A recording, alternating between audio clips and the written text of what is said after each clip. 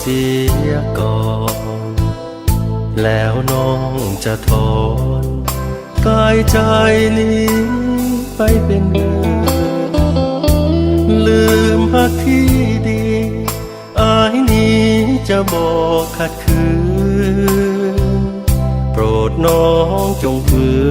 นคืนดีเหมือนเก่าจงให้เวลาอายนี้ศึกษาจนจบก่อนจะได้พบกับความระทมมองเศร้าอย่าตัดหนทางวอนนางน้องจงทนเอาก่อนหักสองเขาจะสูญสิ้นเยื่อและใยลืมสิ่งใดอายก็ลืมได้แต่จะห้ามใจลืมน้องอายลืมบ่ได้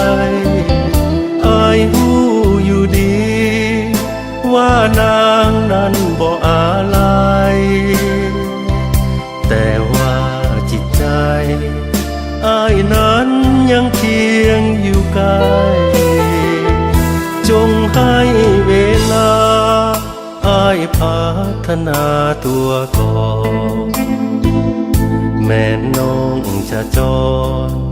จากสายนี้ไปแสนไกลจะขอรับกรรมเมื่อนางน้องบ่อาลัยจะซ้ำเพียงใดจงไปเมื่อสิ้นศึกษา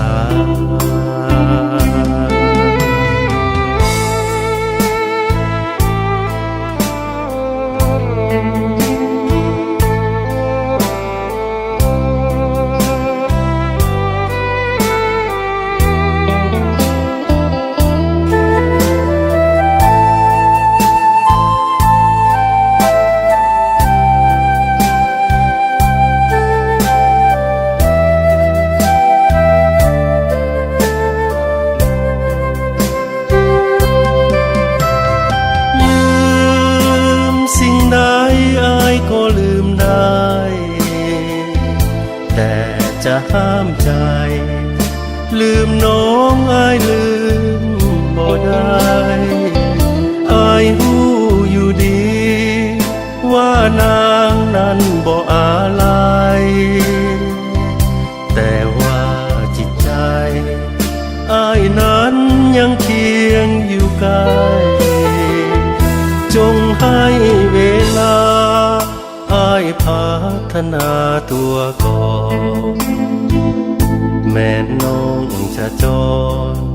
จากสายนี้ไปแสนไกลจะขอรับกรรม